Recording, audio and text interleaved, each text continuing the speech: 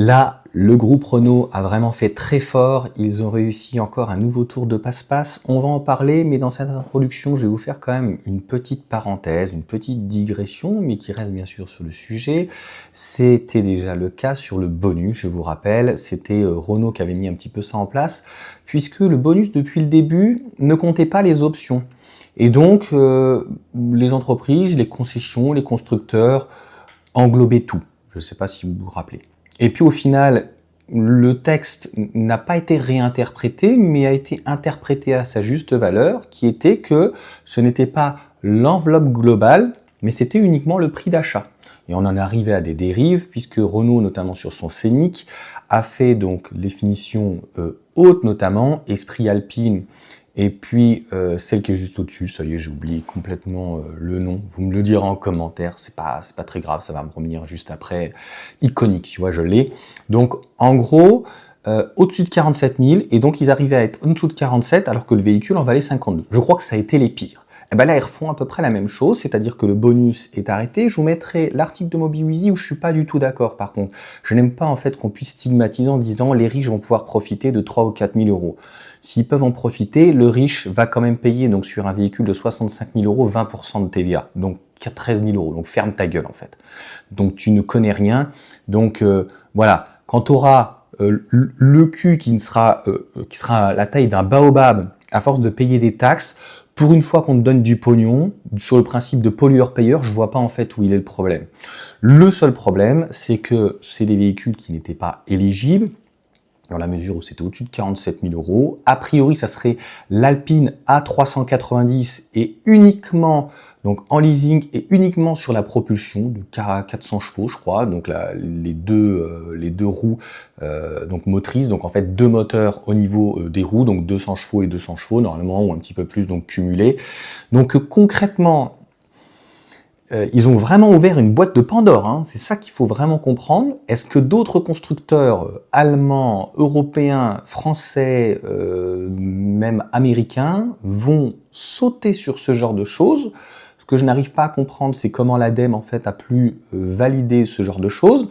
Là où je suis d'accord, mais le discours fait très bolchevique hein, au niveau de MobiWheezy.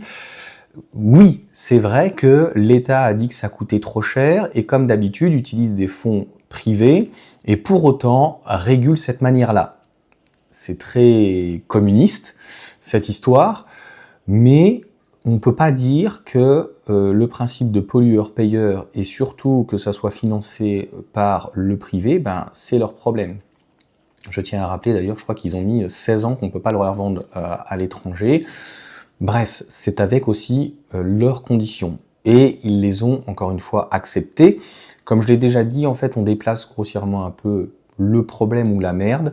C'est-à-dire que d'un côté, soit c'est financé donc par le privé, et donc c'est le consommateur finalement qui finance, puisqu'il l'explique dans l'article, Tesla est avec Total. Renault, le groupe Renault, je ne sais pas qui ils sont, est-ce qu'ils sont avec EDF, Total ou autre. Donc ça veut dire quand même que, initialement, c'est le consommateur, donc nous, hein, EDF, l'électricité, les différentes taxes donc qui sont collectées, et en fait l'État laisse faire, un système, laisse faire, a mis en place comme d'habitude une usine à gaz pour que ces taxes-là, un petit peu comme les taxes éco sur les meubles, sur tout maintenant, eh bien ça soit collecté par le privé. Donc en fait c'est eux se déchargent de la comptabilité, c'est des déclarations sur l'honneur, etc. S'il y a le moindre problème, par contre, derrière, c'est l'État bolchevique qui va intervenir, ils vont te faire une saisie sur le salaire ou quoi si tu fais n'importe quoi. Donc tu n'échapperas pas au fisc, espèce de petit vilain. Et pas le fist fucking, mais le vrai fisc. Celui-là, il fait encore plus mal. Donc, et de l'autre côté, avant, ben voilà, c'était l'État qui gérait tout. Donc en fait, c'était pas le consommateur, mais plutôt le con, c'est toujours le même. Hein, le dindon de la farce, le contribuable. Donc, en tout cas, on ne peut pas reprocher aujourd'hui sur la voiture électrique qu'elle est sur le principe, et ça n'a jamais choqué personne, donc le CE, le certificat d'économie d'énergie, où... qu'est-ce qui se passe, mademoiselle? Ça gratte? Donc en gros, sur la pompe à chaleur, il y avait des gens qui étaient dans le besoin sur le gaz et sur le fuel, on allait sur des sommes de près de 10 000 euros, voire plus, 12, 13, 15 000 euros. Ça choquait personne. Donc en fait, on aide et qu'on soit sur un principe de pollueur-payeur, pourquoi pas? Moi, il y a des choses beaucoup plus importantes et qui me dérangent, c'est qu'on nous impose 2035 100% de voitures électriques, mais on n'a pas de mine de lithium. C'est un petit peu embêtant. Donc en fait, ça va faire comme le pétrole, on ne va pas être indépendant. Alors qu'on aurait pu éventuellement l'être et fabriquer des batteries en totalité. Ça ne veut pas dire que ça n'arrive que très rarement qu'on puisse avoir tous les matériaux. Mais c'est pareil avec les aliments. Mais si on n'a pas un minimum, eh ben le rapport de force, il va être compliqué. Donc c'est un petit peu ce qui nous manque. Donc comment ça va se passer? Parce que j'ai été coupé. Bref. Donc cet argent de 3180 € ou 4240 € qui est financé par le principe de pollueur-payeur, comme je viens de vous l'expliquer, eh bien ça viendra en apport. Pas tout à fait été clairement expliqué par mon Biwizi. Donc en fait, oui, ça viendra en déduction et donc la mensualité sera plus faible. J'aime pas trop le mot, encore une fois, je vous l'ai dit, hein, début, je veux pas que cette vidéo finisse, ça fait trop longtemps que j'ai pas fait un coup de gueule, mais c'est encore les riches qui vont profiter et tout. Si Renault a réussi à, par un tour de passe-passe, par un montage financier, obtenir cette aide par le billet d'EDF Total, EFI, qui tu veux, avec qui ils sont en contrat, que l'ADEME a validé, et que finalement le type qui achète son véhicule, pratiquement 70 000 €, il paye sa TVA de 20%, même si derrière la société va récupérer, mais le type paye 70 000, il paye 14 000 € de TVA, ok? C'est lui qui va la supporter, la TVA. Hein? On va pas reparler de la dilatation, d'accord? S'il peut obtenir cette aide-là dans un apport, plus une petite remise, moi ça pourrait à titre personnel m'intéresser. Je suis pas dans la démagogie en fait de cracher dans la soupe.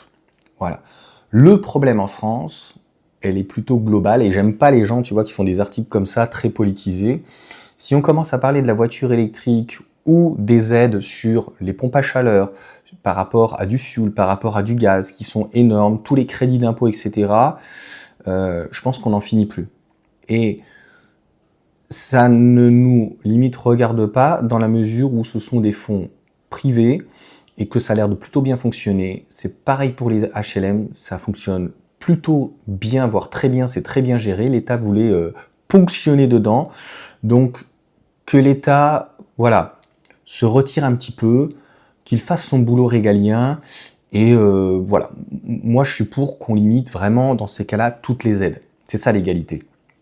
Et pas qu'on essaye de favoriser un ou autre, et quand en fait les aides on les fait en fonction du décile et qu'on donne quand même 3000 et 4000, ben voilà, c'est plutôt juste. Je vois pas pourquoi en fait c'est toujours au dit riche, le mec qui se fait éclater l'oignon toute l'année, en fait qui doit toujours payer, et lui il voit plus rien maintenant, tu sais, il voit plus rien passer. Bref, donc c'est pas une vidéo coup de gueule là-dessus, mais ben, bravo à Renault, ils sont dans le cadre légal, et je vois pas en fait pourquoi ils n'en profiteraient pas, et je ne vois pas pourquoi en fait les acheteurs n'en profiteraient pas.